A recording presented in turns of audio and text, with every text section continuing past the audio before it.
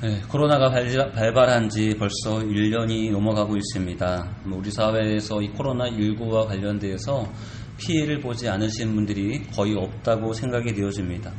때로는 이 질병으로 인하여서 실무에 계신 의료진들이 가장 많이 고생을 하고 있으시고, 때로는 원치 않은 상황 가운데 질병에 감염되어서 고생하시는 분들도 있으시고, 또 어떤 분들은 본인은 아니지만 이 일로 인하여서 사랑하는 가족을 너무나 허무하게 보내신 분들도 많이 있으실 것입니다. 1년이라는 시간 동안에 많은 국민들은 때로는 지쳐있고, 때로는 그 힘듦을 때로는 지금 참고 있는 것을 볼 수 있습니다. 그래서 이렇게 지쳐있기에 때로는 곳곳에서 발발하는 집단 감염에 대해서 어떨 때에는 안타까움으로, 어떨 때에는 울분과 분노로 사람들의 반응이 보이기도 합니다. 그리고 이런 집단적인 상황 가운데 우리가 지금 최근에 대하고 있는 가장 많은 감염 가운데 하나는 비인가 기독교 학교, 때로는 교육기관, 때로는 교회를 통하여서 이 감염에 대한 소식들을 종종 듣게 되어집니다. 그리고 이 일로 인하여서 우리 사회가 얼마나 이 지침으로 인하여서 분동하고 있는지, 또 그것에 대해서 반응하고 있는지에 대해서 때로는 인터넷 기사를 통해서 잠깐 제가 보게 되어집니다. 기독교 전체를 향한 따가운 시선들과 때로는 감정의 분노들, 그리고 그 감정의 표현들이 인터넷에 넘쳐 흐르고 있습니다. 그럼 이런 분위기 가운데 기독교인들 스스로가 현재 분위기 가운데 교회를 다니는 것에 대해서, 예배를 드리는 것에 대해서, 하나님 앞에 신앙을 지키는 것에 대해서 어떤 이들은 굉장히 사회적으로 본인의 그 위치를 밝히는 것에 대해서 부끄러워하거나 두려워하는 경우를 보게 되어집니다. 물론 일련의 일들에 대해서 저도 여러분들도 아마 안타까운 마음들이 가득하실 것입니다. 그러나 이 일들에 대해서 논리적으로 이것이 기독교의 전체적인 모습이고 신앙적인 모습이 아니기 때문에 이것을 한 번에 묶어서 때로는 기독교에 대해서, 하나님에 대해서, 예수님에 대해서 묶어서 쉽게 말할 수는 없다는 것이죠. 사회 구성원 전체가 그동안 지켜왔고 때로는 그 가운데 살고 있습니다. 여러분, 직장이 완전히 폐쇄되지 않고 교통이 완전히 멈춰지지 않듯이 교회도 교회로서의 사명과 역할들을 충분히 감당을 해야 합니다. 정해진 규율과 때로는 권면들을 잘 따르면서 하나님께 예비하기 힘쓰는 것이 교회로서 해야 될 일이기도 합니다. 그러나 어떤 이들은 이것에 대해서 다른 시선과 다른 상황으로 오해하거나 비난하기도 하지요.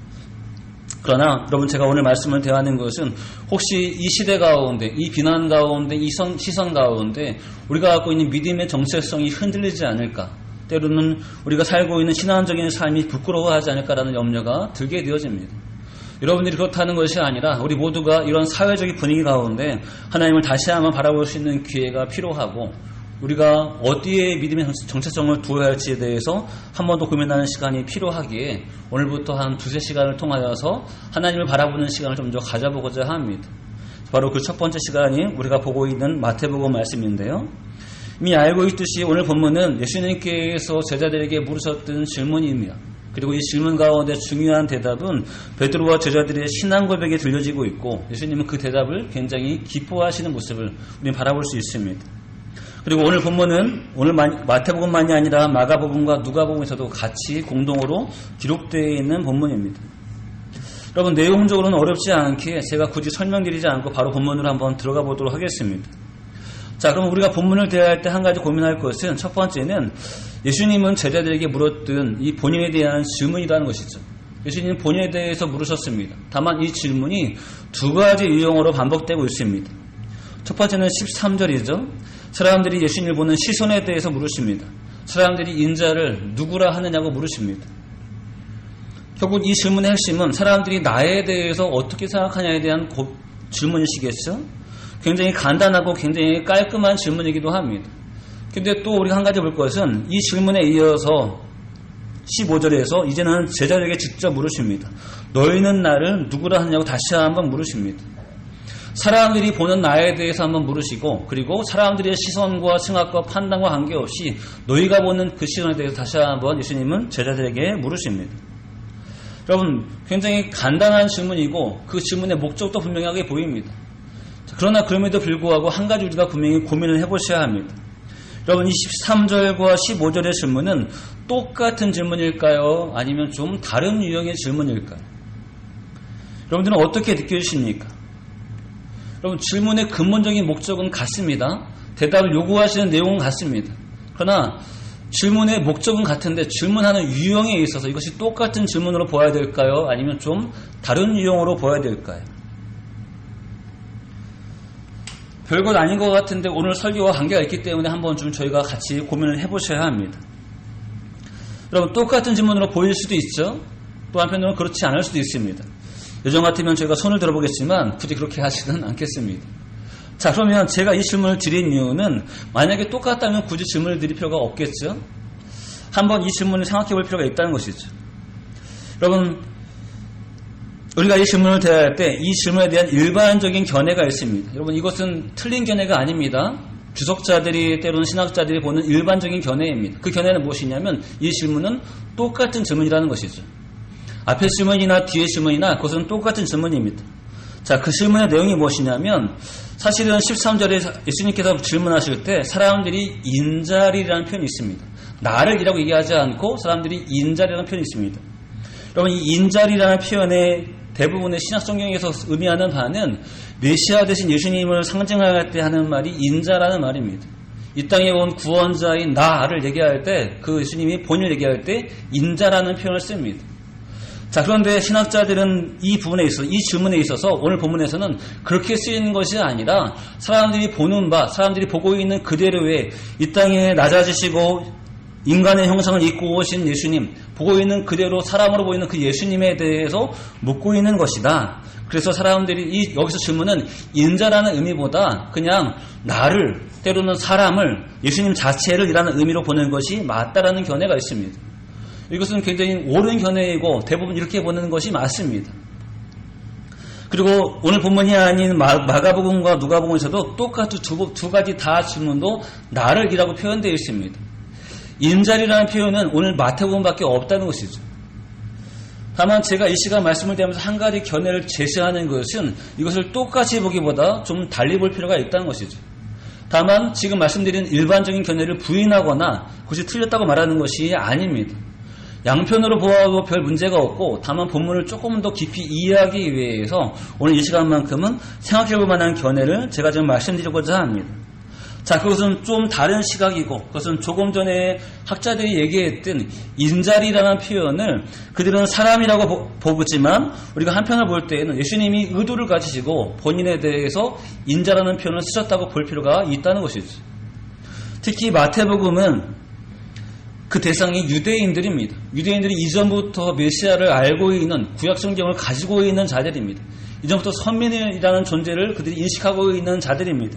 그들에게 메시아는, 그들에게 예수님, 그들에게 구원자는 굉장히 늘 기다리던 대상이었습니다. 그래서 주님은 지금 사람들에게 일부러 그들에게 물을 때 그들이 인자를 어떻게 생각하는지, 메시아로 온 나에 대해서 어떻게 생각하는지를 다시 한번 물으시는 의미가 포함되어 있다는 것이죠. 여러분, 좀 혼돈스러우시지만 제가 한번 이 질문을 설명드리겠습니다. 자, 23절의 질문 가운데 이런 의미로 볼 수 있다는 것이죠.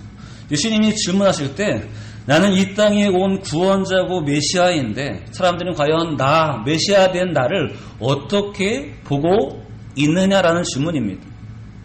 이해가 되시나요? 예수님 분명히 이 땅에 메시아로 오셨고 그들에게 메시아로 존재하십니다. 그 메시아 된 속성은 변하지 않으십니다. 일부러 예수님은 그래서 사람들에게 인자인 나에 대해서, 메시아인 나에 대해서 사람들은 지금 어떻게 이해하고 있느냐고 지금 예수님은 질문하시는 것입니다. 여러분, 사람들은 어차피 보이는 바대로만 믿는 바이고 보이는 바대로만 알고 있는 자들입니다. 지금 유대인들이 됐든 이방인이 됐든 그들은 예수님의 겉모습을 주로 보고 있습니다. 그러나 예수님이 정말 밝혀주고 싶으신 모습은 무엇이냐면 메시아로 오신 예수님 자체에 대해서 알려주기를 원하신다는 것이죠. 그렇기 때문에 예수님은 지금 공생의 사역 가운데 수없이 많이 그들에게 많은 이적과 기적을 베풀어 주셨습니다. 볼 수 없는 영역에 대해서 많은 소개를 하셨고 볼 수 없는 영역에 대해서 많은 말씀을 증거하셨습니다. 그리고 그 사역의 중간쯤에 다시 한번 이것들을 점검하시는 것입니다. 그래서 사람들에겐 그들이 보고 있는 사람된 나의 모습 이외의 모습에 대해서 그들이 이해하고 있는지 이해하고 있지 않은지에 대해서 지금 질문하고 있으시다는 것이죠. 두 번째 15절은 반대 의미가 포함되어 있습니다. 여러분, 제자들은 물론 겉으로 보이는 예수님을 보고 있습니다. 그러나 제자들이 예수님과 함께하는 그 많은 시간 동안에 대부분의 내용들은 하나님의 나라의 복음에 대해서, 기적과 이적에 대해서, 하나님의 아들을 되심에 대해서 수없이 많은 그 현장 가운데 그들이 늘 거하고 있었습니다. 그래서 비중으로 보자면 예수님에 대해서 이해할 때 사람이신 예수님에 대해서 보기보다 사람이 아닌 메시아로 오신 예수님에 대해서 제자들은 더 많이 보았을 것입니다. 그래서 15절의 질문은 반대의 의미가 있다는 것이죠. 여러분, 예수님을 우리가 이해할 때 예수님의 신성과 인성을 함께 이해해야 합니다. 그분은 영적으로만 오신 분이 아니십니다. 그분은 완전한 인간으로 오신 분이십니다. 그래서 혹시라도 예수님이 영적인 면만 계속 대하였다면 하나님의 나라와 천국과 복음에 대해서만 들었던 제자들에 있어서 혹시라도 그들이 예수님을 대할 때 메시아적인 측면만 강조되어지고 예수님의 인성에 대해서 때로는 오해할 수 있다는 것이죠. 그래서 예수님이 제자들에게 물으실 때에는 바로 그 인성을 기준으로 사람된 나의 부분에 대해서 분명히 한편으로 강조하고 있으시다는 것이죠. 그래서 이 부분도 놓치지 말아야 될 것을 강조하시기 위해서 나를이라는 표현으로 지금 제자들에게 묻고 있으십니다. 그러면 이 두 질문을 생각해 볼 때 어떻게 볼 수 있냐면, 여러분, 예수님께서 원하시는 대답은 다 똑같습니다. 나에 대해서 어떻게 생각하냐는 질문을 하시는 것입니다. 다만 그 대상이 누구냐에 따라서 그들이 다시 보아야 될 부분, 놓치지 말고 보아야 될 부분에 대해서 강조하시기 위해서 어떤 에게는 인자로 표현하고 있고 어떤 에게는 사랑으로 표현하고 있습니다. 자, 그것이 예수님이 던지시는 질문입니다. 자, 그렇다면 이 질문에 대해서 과연 사람들은 예수님을 어떻게 보았을까요? 그것이 14절이겠죠? 여러분 14절 한번 같이 읽어보실까요? 있습니다. 시작.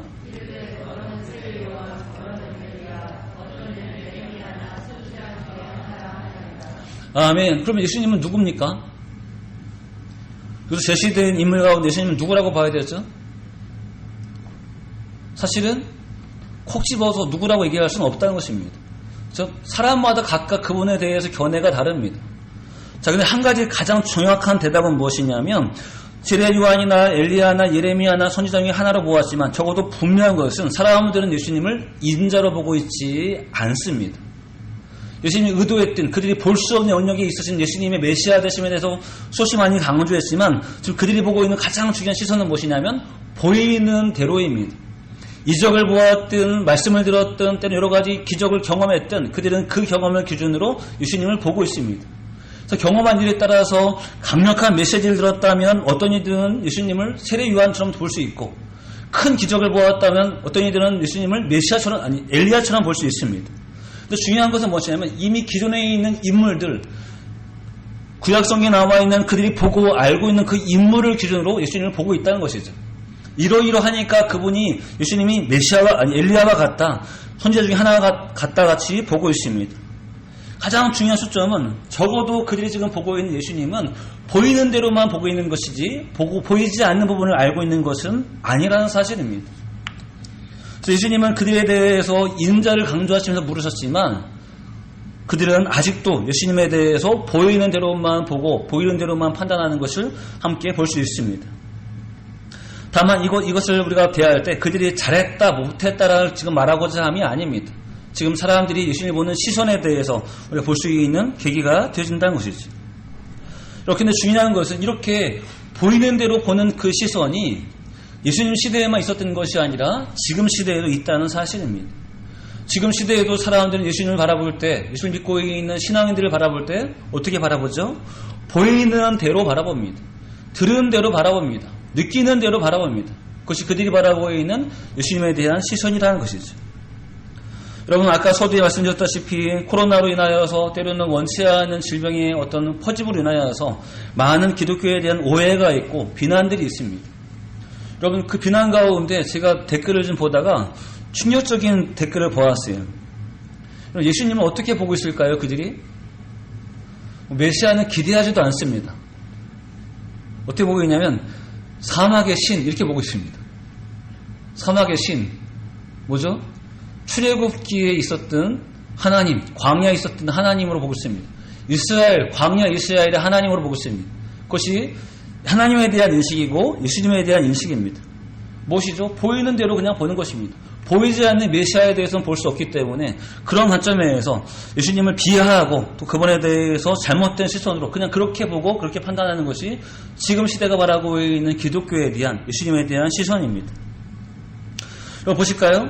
달라 보이지만 같습니다. 다만 예수님 시대에 그들이 예레미야나 엘리야나 선지자 중에 하나로 보았던 것은 예수님에 대한 긍정적인 면을 기준으로 보았습니다. 그분의 행하신 이적과 선포하셨던 말씀의 권위를 따라서 그분이 마치 엘리야와 같다, 세례요한과 같다 보았습니다.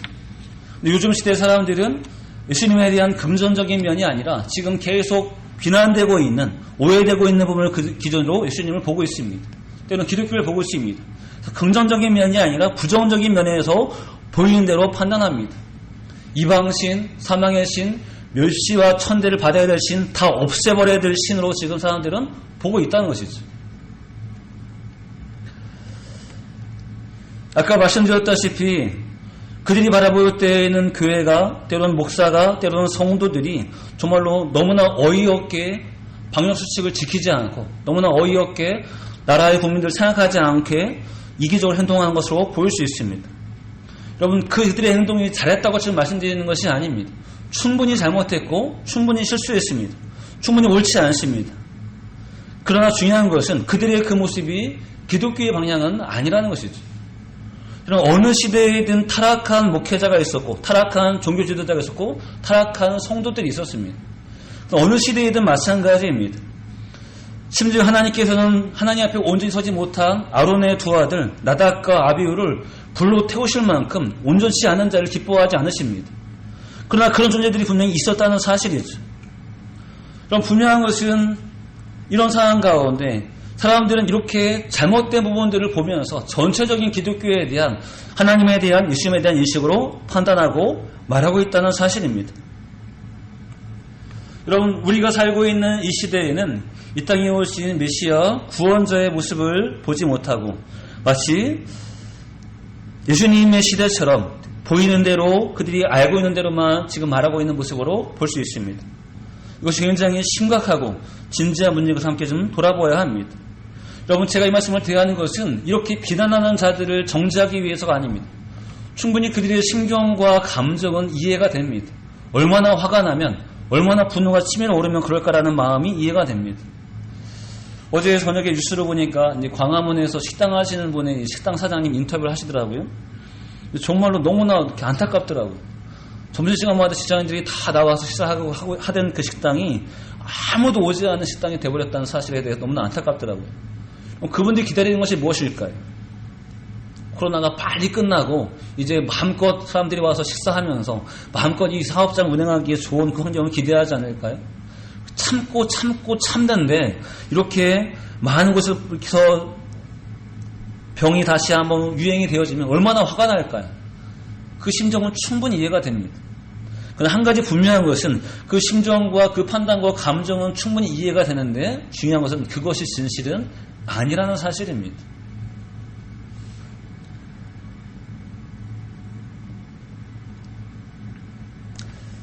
자, 그래서 지금 예수님 시대의 사람들이든 지금 시대의 사람들은 안타까운 것은 원래 보아야 될 부분을 보기보다는 보이는 대로 비중되는 그 비중이 더 몰리는 것을 함께 예로 볼 수 있습니다.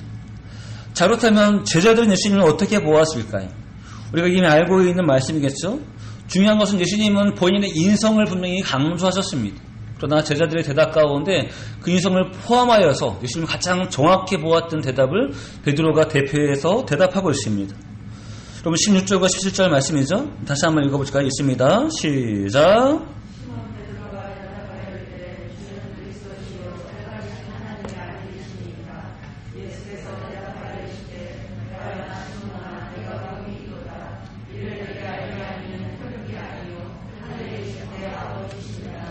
아멘. 예수님에 대한 가장 정확한 대답, 가장 정확한 모습을 고백하는 것은 16절이겠죠. 자, 근데 16절은 조금 이따 보기로 하고, 여러분, 베드로가 이렇게 예수님에 대해 가장 정확히 대답할 수 있었던 비결은 뭘까요? 그것은 17절입니다. 17절 강조하는 것이 무엇이죠? 베드로가 눈이 좋기 때문에, 지식이 많기 때문에, 판단력이 명철하기 때문에가 아니었습니다. 네가 이렇게 예수님을 고백할 수 있었던 것은 무엇이죠? 이를 내게 알게 한 이는 혈육이 아니요 하늘에 계신 내 아버지 신이라. 아멘. 너는 지금 보이는 대로 그분을 보았기 때문에가 아니라, 들은 대로 들었기 때문에가 아니라, 하나님께서 알려주셨기 때문에 예수님에 대해서 정확히 보고 있다고 예수님이 말씀하십니다. 가장 대표적인 특징입니다. 여러분, 베드로도 예수님을 보았습니다. 늘 곁에서 보았습니다. 늘 곁에서 그분의 말씀을 많이 들었습니다. 그러나 베드로의 대답은 다른 사람들보다 많은 시간을 함께 했기 때문에가 아님을 성경 우리에게 분명히 보여주고 있습니다. 반대로 말하면 하나님께서 알려주지 않으셨다면 베드로도 역시 예수님을 정확히 알 수가 없었다는 것이죠. 정확히 고백할 수가 없었다는 것입니다. 그러나 지금 베드로의 그 대답 가운데 하나님이 알려주실 때, 다른 말로 얘기하면 성령이 깨닫게 해주실 때, 우리 입장에서 얘기하면 성경이 기록된 대로 볼 때 예수님을 가장 정확히 볼 수 있는 것입니다. 여러분, 사람들이 보는 평가가 긍정적인 평가이든 부정적인 평가이든, 때로는 감정이 실렸든 안 실렸든 그들의 말이 중요하지 않습니다. 제자들이 보았던 가장 중요한 기준은 하나님이 보여주신 대로 그분을 볼 때 가장 예수님을 정확히 보았다는 것이죠. 그렇다면 16절에서 말하고 있는 베드로가 보았던 예수님의 실체는 무엇일까요? 첫 번째는 예수님은 그리스도라는 사실을 베드로가 고백하고 있습니다. 우리가 저녁 예배 시간에 우리 성경 공부할 때에도 말씀드렸죠. 그리스도는 기름 부음 받은 자입니다. 구약 시대에 대표적으로 그리스도를 얘기할 때, 기름 부음 받은 자 얘기할 때, 선지자나 왕이나 제사장들 얘기할 때 그렇게 기름을 부었습니다. 그래서 그 호칭을, 그 상황을 그리스도라고 표현하는 경우도 있습니다. 그러나 예수님을 그리스도라고 표현할 때에는 그 세 가지 직분이 다 합쳐져 있는 것을 얘기하고 있고, 그것의 상징적인 것은 메시아, 구원자를 얘기할 때 예수님을 그리스도라고 표현합니다. 그런데 여러분 보세요. 지금 베드로는 예수님을 그리스도라고 표현하고 있죠. 그런데 오신 메시아에 대해서 베드로에게 알려주셨던 분은 지금 하나님이라고 얘기합니다. 근데 그와 더불어 무엇을 볼 수 있냐면, 그 하나님이 알려주신 것이 어디에 기록되어 있냐면 구약 성경에 기록되어 있습니다. 기록된 말씀에 메시아에 대해서, 오실 분에 대해서, 구원자에 대해서 기록되고 있습니다. 그리고 베드로는 성경에 기록된 대로 예수님을 보고 있고 예수님을 고백하고 있다는 사실입니다. 여러분, 사람들은 예수님을 세례 요한이나 엘리야나 선지자 중에 하나로 지금 보고 있지만, 때로는 이 시대에는 그분을 마치 사기꾼처럼, 마치 공공의 적처럼, 마치 사막의 신처럼, 이단 사이비처럼 바라보고 있지만 그 모든 것들은 정답이 아니라는 것이죠. 가장 중요한 성경에 말하는 가장 첫 번째 대답은 무엇이냐면, 그분은 변함없이 이 땅에 오신 그리스도라는 사실입니다. 어느 시대가 됐든 어떤 사람들이 있든 관계없이 그분은 늘 그리스도로 이 땅에 존재하십니다. 베드로는 지금 그것을 고백하고 있습니다. 두 번째, 예수님은 그리스도인과 동시에 하나님의 아들이심을 베드로가 고백하고 있습니다. 역시 예수님이 기뻐하실 만큼 가장 정확하고 분명한 대답이었습니다. 그런데 17절에서 뭘 얘기하고 있죠? 이것을 내게 알게 하니는 바로 하나님이라고 얘기하고 있습니다. 그렇다면 보세요. 눈으로 보이는 것으로 절대 볼 수 없는 것이 그분의 하나님의 아들이라는 사실입니다. 어떻게 볼 수 있을까요? 예수님이 하나님의 아들이라는 사실을 어떻게 증명할 수 있을까요? 유전자 검사해야 되나요? 검사할 수 있지 않지 않습니까? 지켜보니가 있나요? 지켜보니가 없습니다. 그렇죠? 근데 베드로가 어떻게 알 수 있을까요? 그 크고 놀라운 비밀을 당사자인 하나님께서 직접 알려주셨기 때문에 베드로의 입에서 그 고백이 나올 수 있다는 것이죠. 여러분 보세요. 예수님의 생애 가운데 예수님은 수없이 많이 본인이 하나님의 아들이심을 고백했습니다. 하나님의 아들이심을 알려주었습니다. 근데 심지어 그 말을 계속 들었던 베드로조차도 이런 말을 고백할 수 있었던 중요한 것은 많이 들었기 때문이라고 얘기하고 있지 않습니다. 심지어 예수님이 하나님의 아들이라는 사실조차도 하나님이 알려주셨기 때문에 베드로가 고백할 수 있음을 지금 말하고 있다는 것이죠. 여러분, 어떤 모습이 가장 특징입니까? 눈에 보이지 않는 영역이고, 그러나 그것을 지금 보고 있다는 것이죠. 하나님이 알려주실 때, 성경에 기록된 대로 볼 때, 성령이 깨닫게 하시는 대로 깨달아질 때 그 부분을 볼 수 있음을 지금 말하고 있습니다. 여러분, 사람으로 따지면 베드로나 다른 사람들이나 별반 다른 것이 없습니다. 그러나 눈에 보이는 영역을 보이지 않는 영역을 보느냐 보지 못하느냐에 따라서 그들의 대답이 달라진다는 것이죠. 분명한 차이를 우리에게 보이고 있습니다. 그렇다면 우리가 이 본문을 오늘 왜 대해야 할까요? 이 본문을 왜 다시 한번 반복하며 보아야 될까요? 무슨 이제 다룰 마지막 주제와 관계가 있기 때문에 그렇습니다. 여러분, 그렇다면 사람들이 아닌, 제자들이 아닌 우리는 과연 예수님을 누구라고 보고 있습니까? 여러분, 제가 이 말씀을, 이 주제를 고민하게 대한 계기가 있습니다. 아까 보았던 댓글 가운데 사막의 신도 충격적이었지만 많은 기독교인들이 지금 현상에 대해서 굉장히 마음 아파합니다. 그리고 되게 속상해합니다. 그리고 안타까워합니다. 그리고 마치 본인의 일처럼, 본인이 당한 일처럼 때로는 얼굴을 들지 못하고 있습니다. 그래서 어떤 이들은 이런 댓글을 달고 있습니다. 요즘 같아선 내가 기독교라는 사실에 대해서 창피해서 밝힐 수가 없어요라는 댓글이 달리기도 합니다. 어떤 사람들은 죄송합니다, 기독교가 잘못했습니다 하는 댓글을 달기도 합니다. 여러분, 그분들이 분명히 성도일 텐데 왜 이런 글들을 달아야 할까요? 충분히 이해가 되지 않으십니까? 사람들이 기독교를 오해하는 게 싫고 때로는 예수님이 이유 없이 이렇게 비난받는 게 싫기 때문에 그런 안타까운 마음에 그들의 그 분노를 좀 잠재우고 분노를 좀 달래기 위해서 때로는 이런 표현을 하기도 합니다. 때로는 그들의 그 분노가 좀 두려워서 때로는 자신의 신앙과 믿음을 밝히기를 힘들어하기도 합니다. 충분히 이해가 될 수 있는 상황입니다. 그러나 가만히 잘 보시면 성도들조차도 지금 이런 반응을 낸다는 것은 무엇이 포함되어 있냐면 자신이 믿고 있는 신앙과 믿음에 대해서 눈에 보이는 대로, 귀에 들리는 대로 인식하는 경우가 많다는 것입니다. 아, 기독교가 그런 거였어? 기독교가 그런 거였어? 예수님은 그렇게 봐야 되는 거였어? 라는 그런 인식으로 점점 때로는 혼돈 가운데 있다는 사실입니다. 우리는 이 사실 다시 한번 분명히 정리해야 합니다. 제가 오늘 본문을 대하는 이유는 바로 이 부분을 우리가 다시 한번 정리해보기 위해서입니다. 여러분과 저에게 변함없는 진리는 서 있습니다. 여러분, 우리는 예수님을 누구라고 생각하십니까? 세례 요한이십니까? 아니면 그리스도이십니까? 사람의 아들입니까? 아니면 인간의 몸을 입고 오신 하나님의 아들이십니까? 여러분에게 예수님은 누구십니까? 굳이 대답하지 않으셔도 여러분이 분명히 정답을 알고 있으시고 그 정답은 오늘 베드로의 고백과 별반 다르지 않으실 것입니다. 이 진리가, 이 예수님의 모습이 이 하나님께서 코로나19 때문에 변하셨습니까? 코로나19 때문에 그분의 그 진리의 속성이 변질되셨습니까? 구원자이신 예수님이 이제 구원자가 아니십니까? 반사회적인 인물로 변하셨습니까? 사람들이 이해하지 않는 독보적 인물로만 변하셨습니까? 그렇지 않겠죠? 기독교인이라 하면서 무지하고 미련하고 때로는 고집스러운 몇몇 사람들의 행동과 때로는 그들의 결과 때문에 우리는 비난을 받기도 합니다. 그러나 그렇다고 해서 원래 진리로 계신 예수님의 본질이 변화된 것은 아닙니다. 변질된 것은 아닙니다.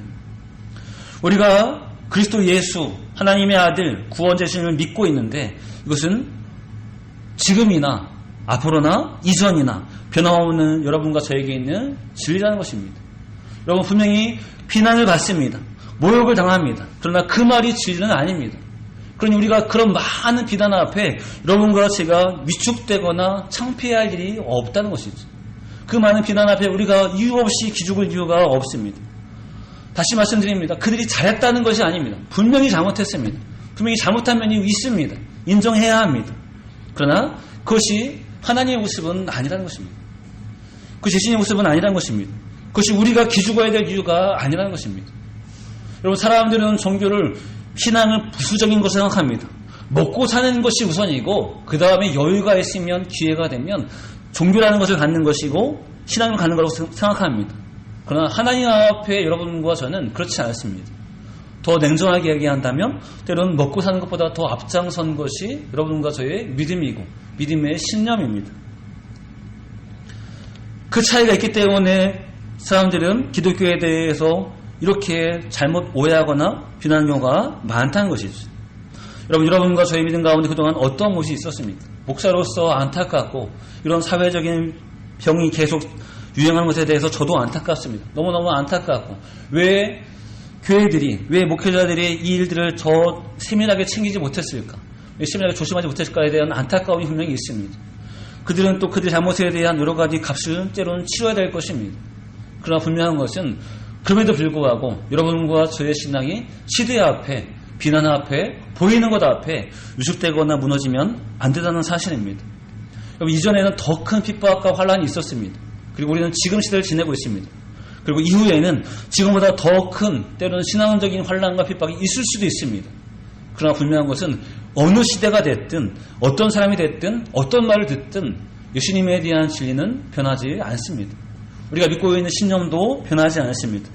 우리는 끝까지 그리스도 예수를 믿고 나가는 것이고 하나님의 아들이신 그분을 믿고 나가는 것이고 그리고 여러분과 저의 종착역은 이 땅을 넘어 영원한 나라에 들어가 그분과 함께 영원히 거하는 것입니다. 그 누구도 이 진리를 변질시킨 적이 없으십니다.